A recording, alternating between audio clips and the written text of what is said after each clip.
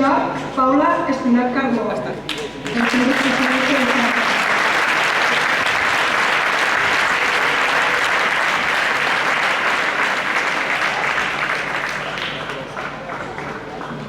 Segona classificada, Carla Gisbert Tomàs, del BTP Montbau del Camp.